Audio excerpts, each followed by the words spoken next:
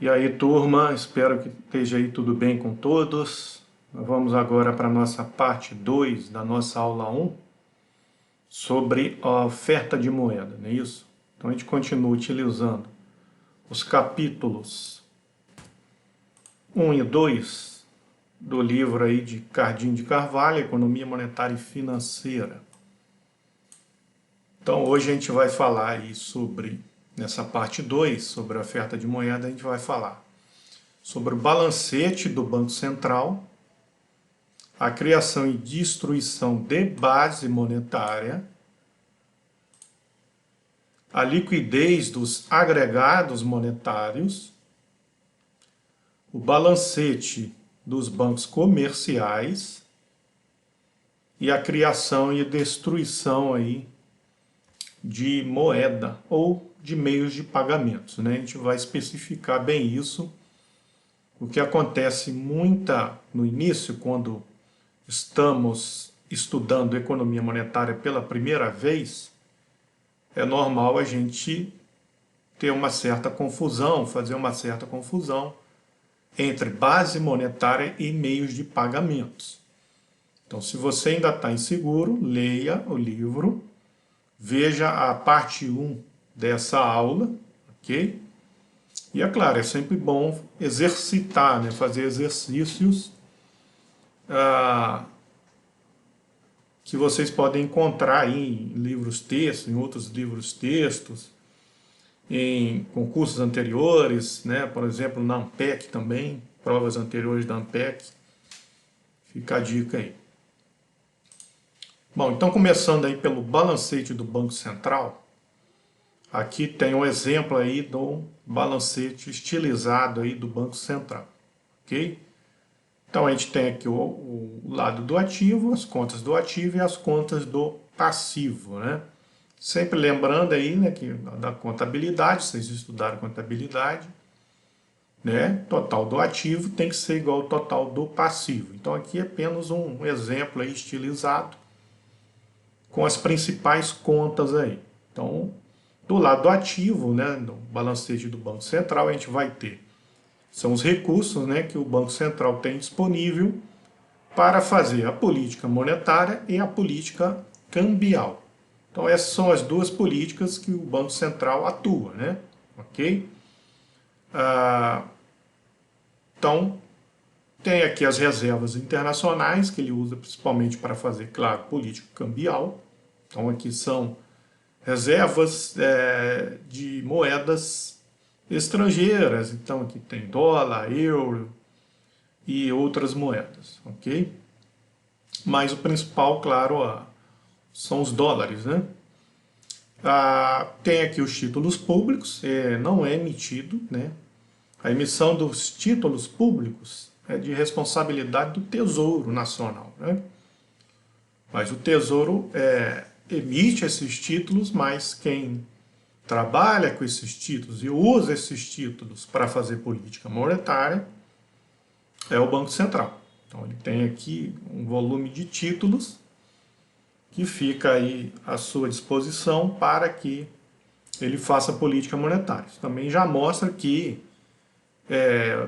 o fato do Tesouro emitir títulos não significa que o Banco Central vá vender esses títulos imediatamente, né? Ele pode ficar com esses títulos ali no seu ativo e usar isso no momento que ele achar mais oportuno, tá? Para fazer, hoje principalmente, política monetária, não é isso? Então esses títulos públicos são usados aí dentro do regime de metas de inflação, é o regime atual que a gente utiliza, que o Banco Central utiliza, que o governo utiliza, para guiar aí a política monetária. Ok? A gente vai falar sobre isso, né, mais à frente lá na parte lá do conteúdo sobre regimes monetários, ok?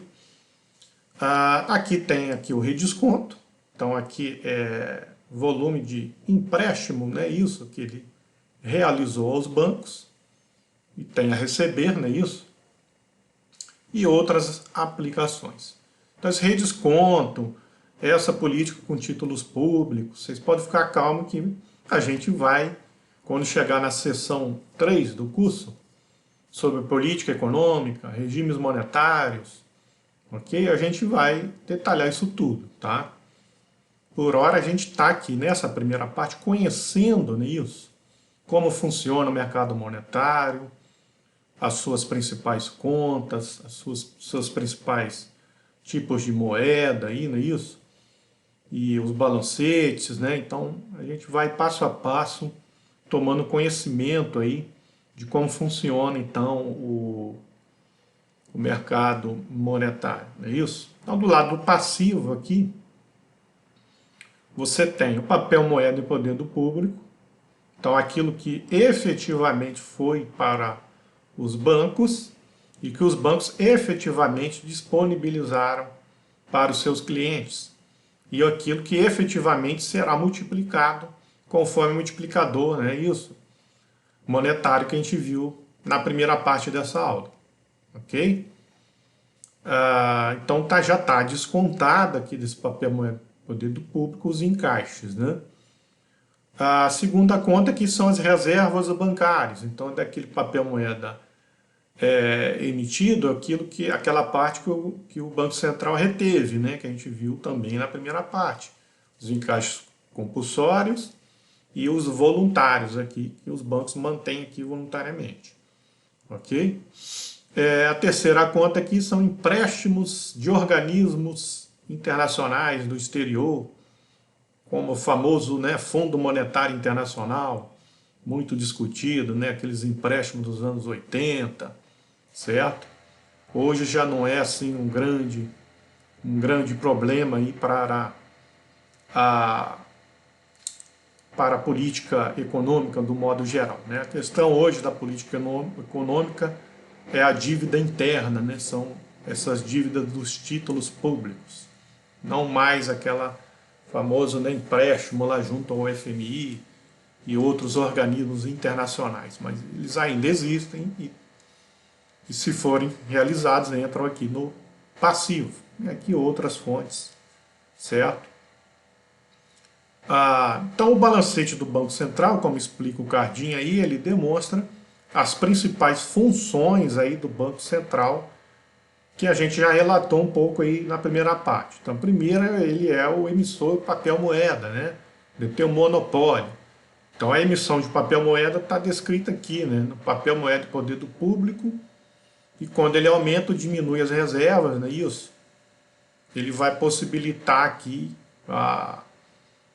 o aumento ou diminuição lá do multiplicador monetário, ok? Tenta influenciar lá o multiplicador monetário, ok? A segunda função dele, emprestador de última instância, né, que é através da política de desconto, fica aqui no seu ativo. A terceira função dele é o depositário das reservas internacionais, então está aqui também no seu ativo, não é isso? Então, como eu disse na primeira parte do curso, não é isso? Qualquer dólar recebido no país, por empresa, por pessoa física, tem que ser convertido em reais, ok? E isso acaba caindo aqui na conta e fica nessa conta aqui, esses dólares, essas euros, né, moedas estrangeiras, tem que ser convertido em reais e vem parar aqui nessa conta do Banco Central, ok?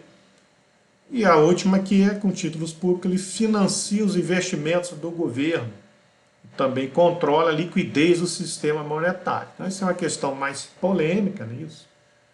É uma das polêmicas atuais em termos de política econômica, certo?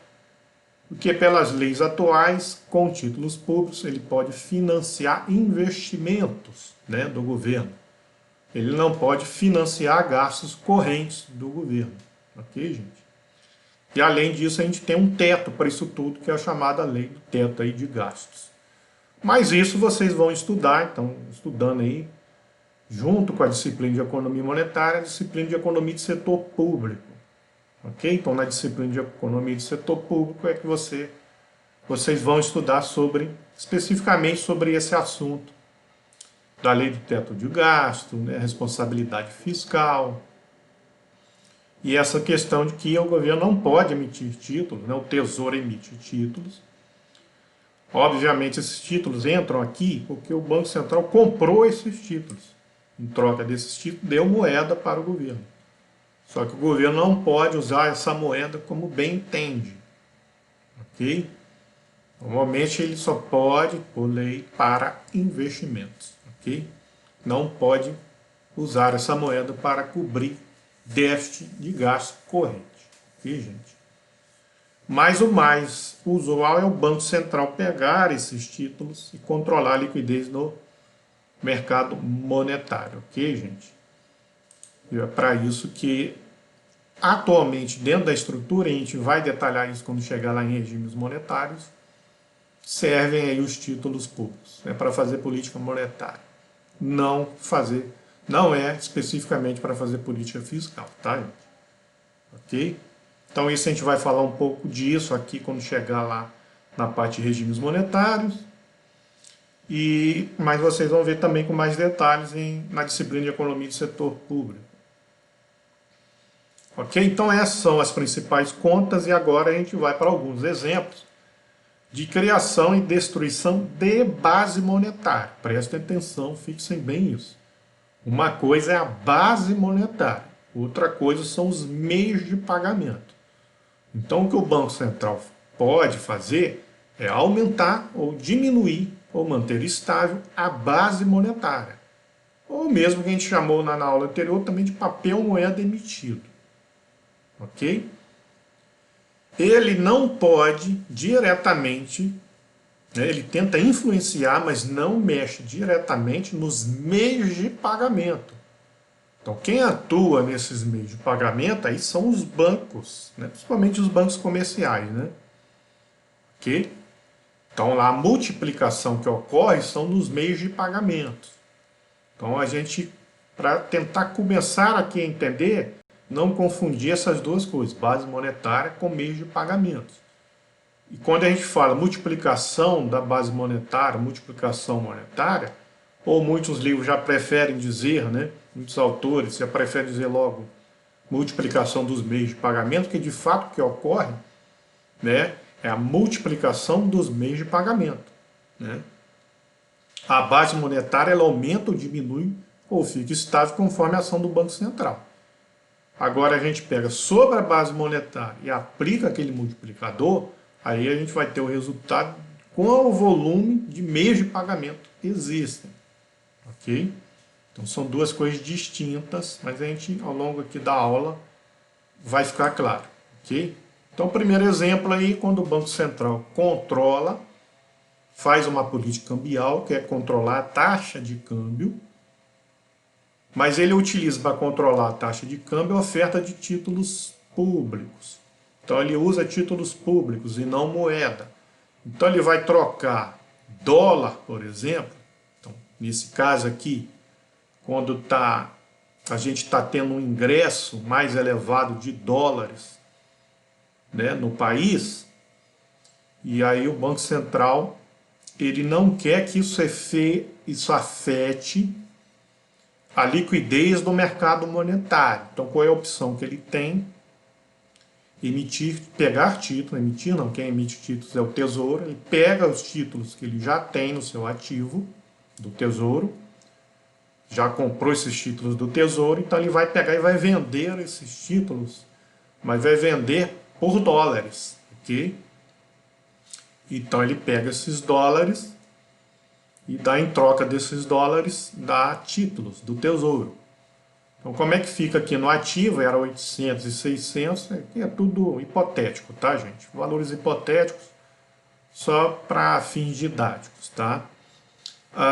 Então a gente aumenta as reservas internacionais em 100 e diminui em 100 os títulos, ok? Então peguei lá 100, vamos botar aqui 100 milhões de dólares por um valor equivalente em títulos públicos, ok? Certo?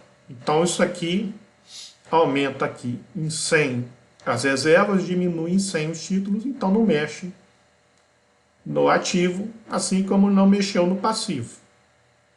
Ok? Então o que acontece? Não ocorre variação na base monetária.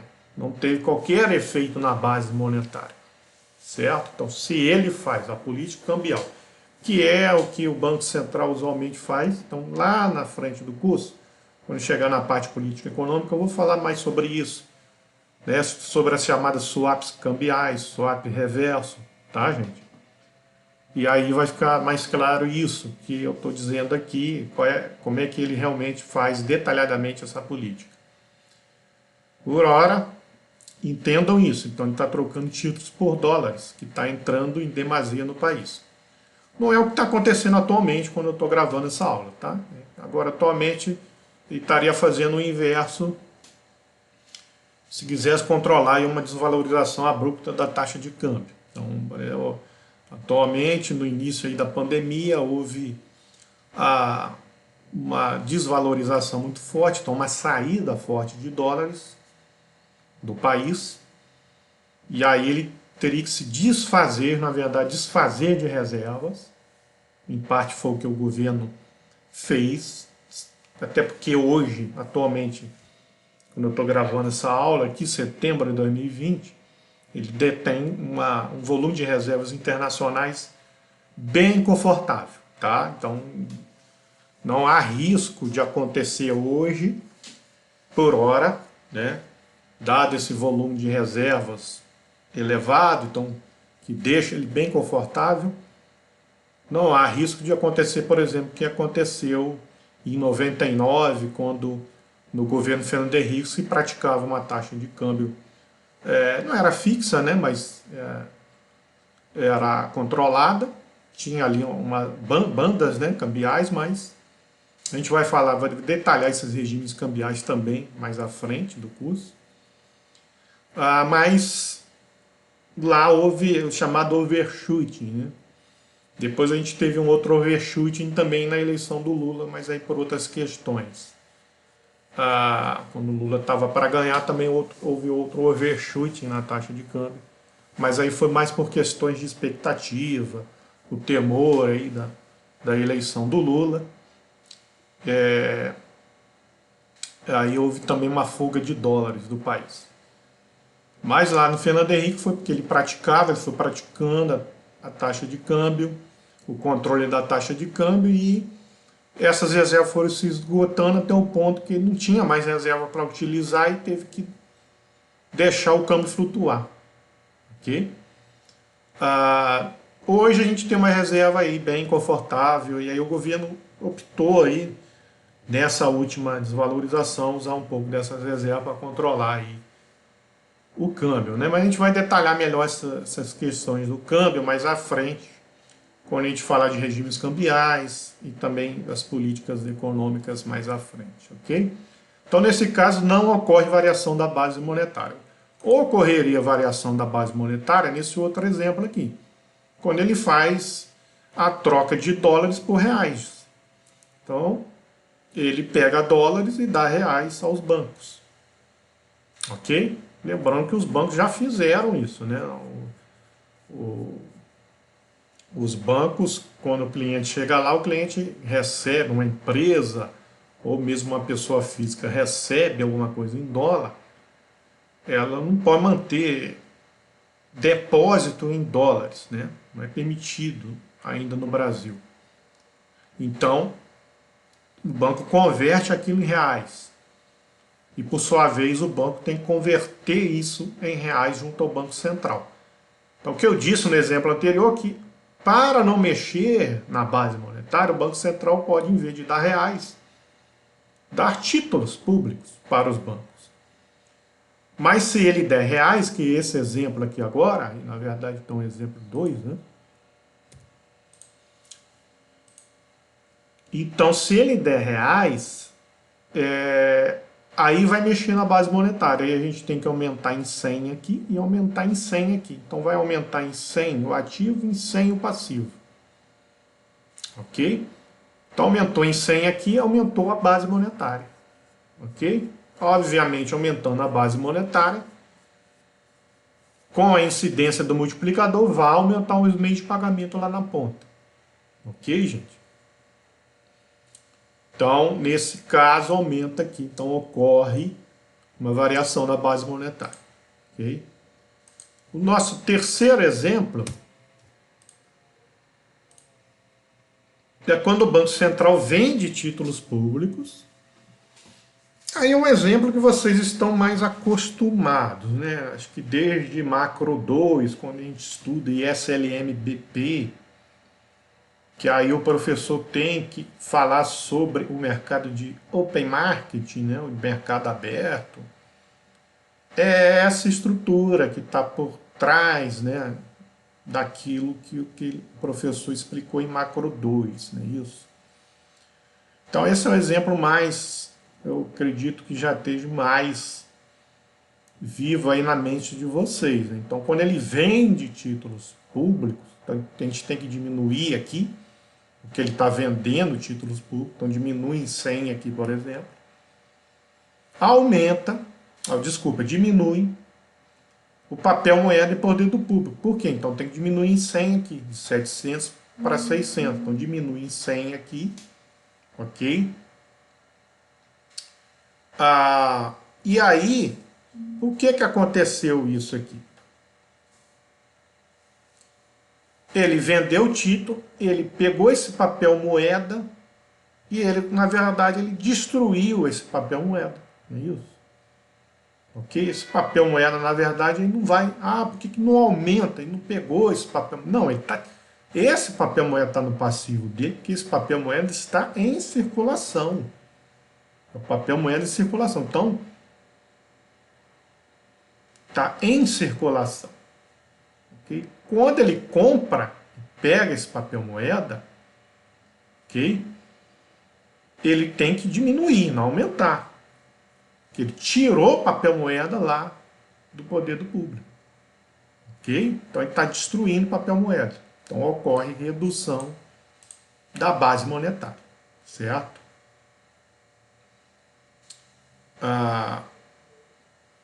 O próximo exemplo, vai ser 4 aqui, é quando o Banco Central eleva as reservas compulsórias. E isso a gente tem que ter atenção. Por quê? Não ocorrerá variação na base monetária. Então, o que acontece? Quando ele eleva as reservas compulsórias, aqui em 100, de 800 para 900, ele tem que, na verdade, ele está diminuindo o papel moeda de poder do público. No fim das contas. Por quê? Porque ele está tirando recursos que está a moeda disponível aos bancos e obrigando os bancos a manter depositado aqui no seu balancete. Ok? Então isso tira papel moeda também, destrói papel moeda ao mesmo tempo. Então fica equivalente, não muda aqui o total do passivo nem do ativo. Então não há variação da base monetária. Então aqui por isso que eu chamei tanta atenção, porque muitos alunos perguntarão, mas poxa, ele não faz essa política de reservas, de encaixes compulsórios, para mexer no multiplicador da base monetária? Faz, mas como eu disse, uma coisa é a base monetária. Tá? Então nesse caso a base monetária ela nem aumenta e nem diminui. Ela vai ficar constante. Ok? Aqui, ó, 700, 800 era 1.500. 900, 600, 1.500. Então ela está constante. O que vai acontecer é que nesse caso, ele aumentando os encaixes compulsórios, a gente viu na aula anterior o que acontece com o multiplicador, ele diminui. Então vai diminuir, são os meios de pagamentos. Então não confundam isso. O que vai diminuir nesse caso é o multiplicador e o efeito do multiplicador sobre os meios de pagamentos. Então quando ele aumenta os encaixes compulsórios, ele não está mexendo na base monetária. Ela está constante. O que ele está fazendo é influenciando com que os bancos tenham menos recursos para emprestar, porque ele aumentou os encaixes, e aí os bancos vão emprestar menos, e aí a moeda vai multiplicar menos. Mas quem vai multiplicar menos? Os meios de pagamento, ok? Então não confundam essas duas coisas, né? Então é normal no início, quando a gente está estudando economia monetária pela primeira vez, fazer essa confusão entre essas duas coisas, ok? Bom, então é isso. Esse é o balancete do Banco Central e a criação e destruição da base monetária. Então o que o Cardim resume lá é que é sempre assim. Há ações do Banco Central que mexem só no ativo, em duas contas do ativo, e a gente viu isso, e há ações que mexem em duas contas do passivo. E há ações do Banco Central que mexem numa conta do ativo e na conta do passivo. Ok? Quem sempre tem que olhar é a seguinte: se houve aqui a conta do ativo, né, aumenta uma na mesma magnitude que diminui a outra, a mesma coisa no passivo, aumenta uma na mesma magnitude que diminui a outra, então você não tem qualquer efeito sobre criação de moeda. Só haverá criação de moeda se você tiver um aumento de uma conta aqui do ativo, ok? Que foi esse exemplo aqui. Não, aqui foi exemplo de redução. Então aqui poderia ser ao contrário, né? Ele recomprando títulos públicos, certo? E aí haveria criação de moeda, ok?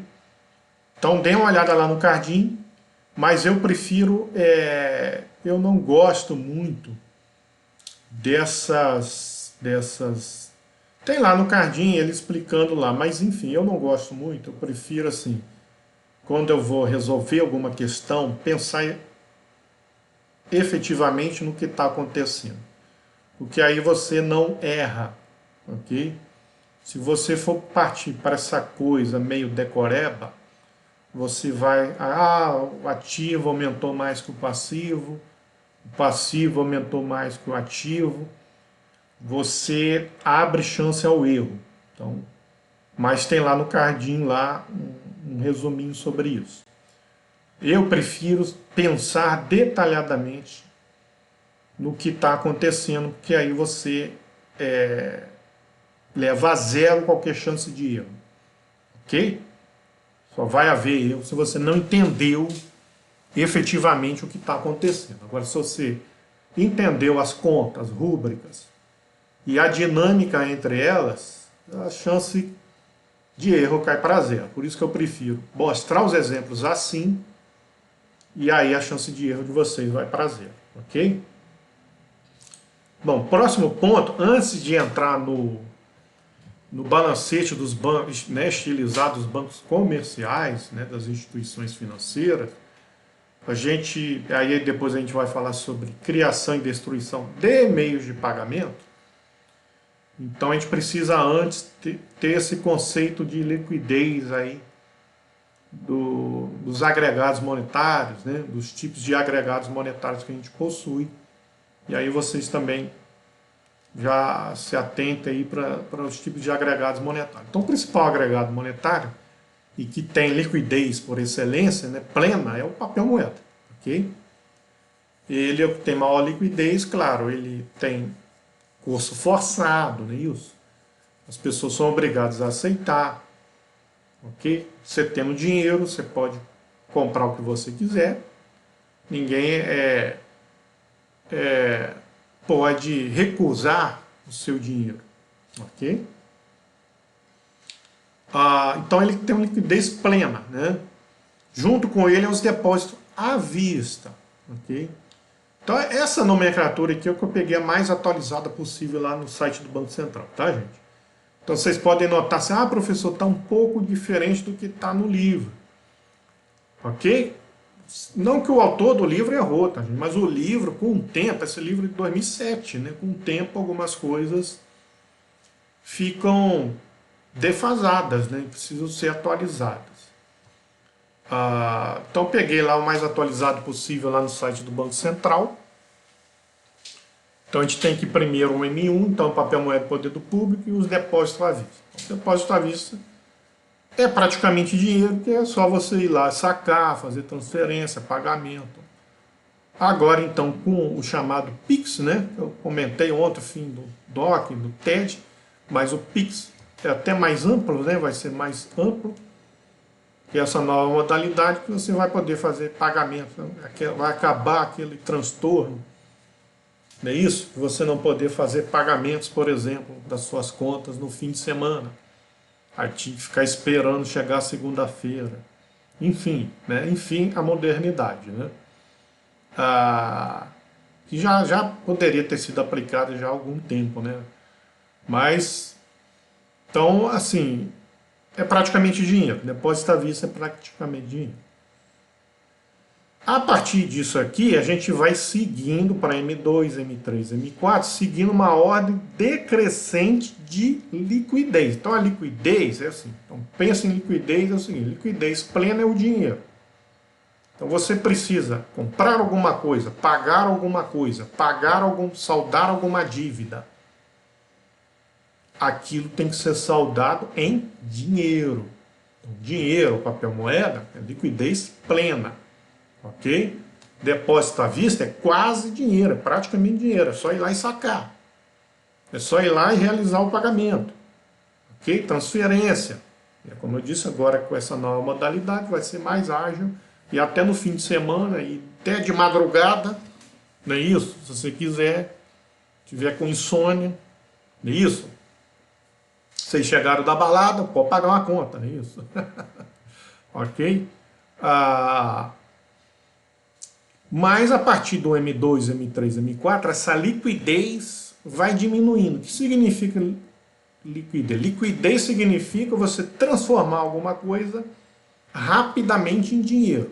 Quanto mais difícil é transformar aquilo em dinheiro, vivo, né? Como a gente gosta de falar, menos liquidez, então mais aqui em direção ao M4 aquilo tem que andar. Ok?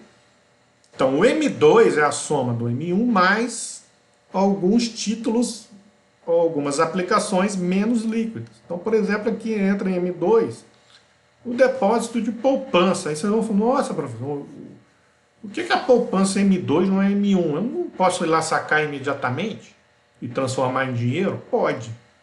Mas qual é o problema da poupança? O problema da poupança é que ela tem que ficar 30 dias, não é isso?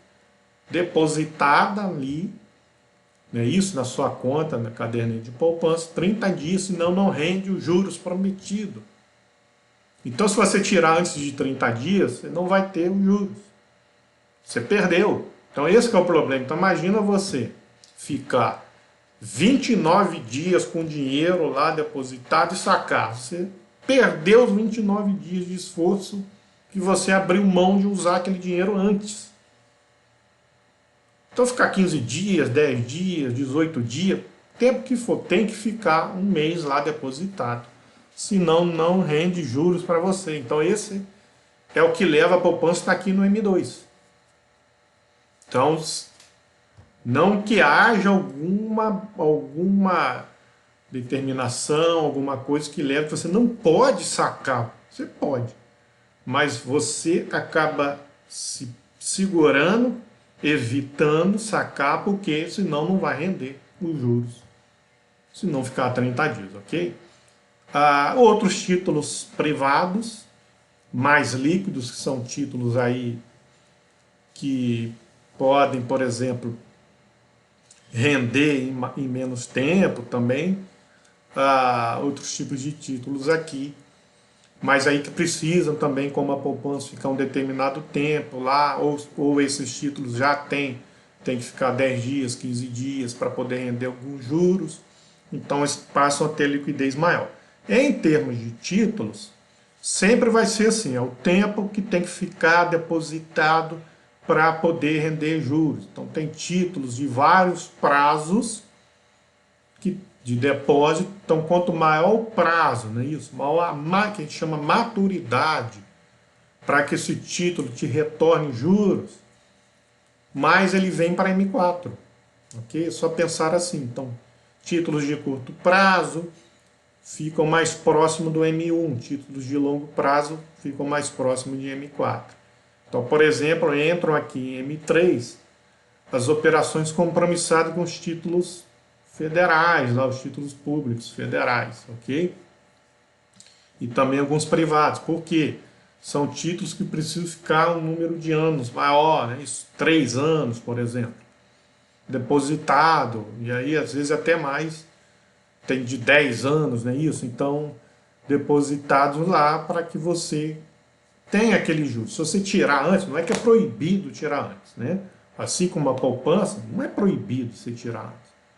Mas há um contrato de que tem que ficar 3, 4, 5, 10 anos, ok? Depositado, para que você tenha direito aos juros totais. Se você tirar antes, dependendo aí de alguns títulos, você pode até perder dinheiro, ok? Ou não ganhar tudo aquilo que foi esperado, ganhar menos, tá? Mas dependendo do título aí, vocês podem até perder dinheiro, ok? E por fim são os títulos públicos federais, que a gente chama os definitivos, operações definitivas.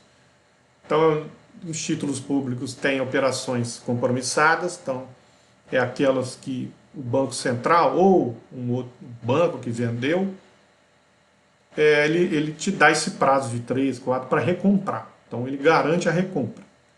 Essas operações definitivas não há garantia de recompra. Tá? Então nem o governo,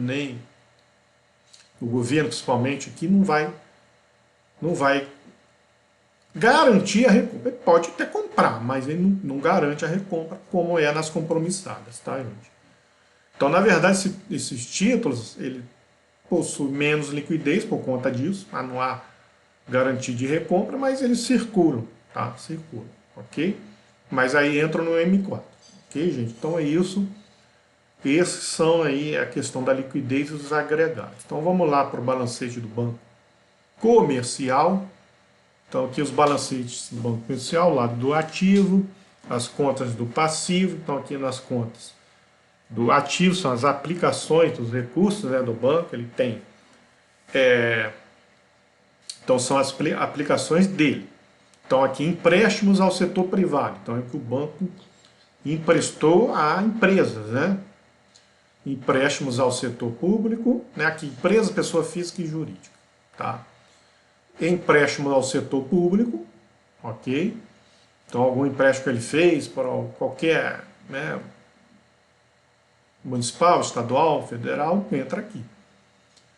Reservas bancárias, ok? Então essas são as reservas bancárias equivalentes ao que ele tem lá, depositado lá, compulsoriamente e voluntariamente no Banco Central, entra aqui.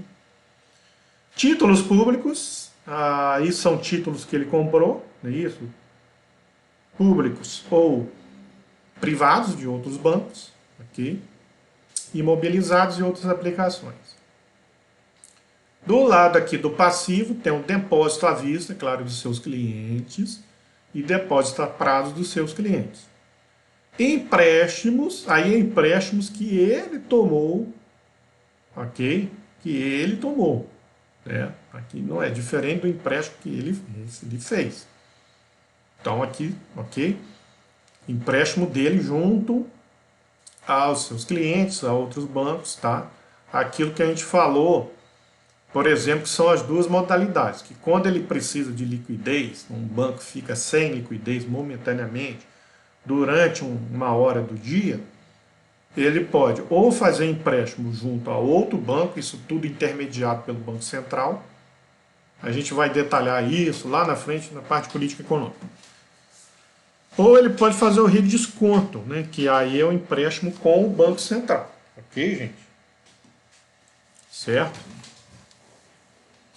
E, por fim, aqui você tem o patrimônio líquido, né, e outras fontes. Ok, gente?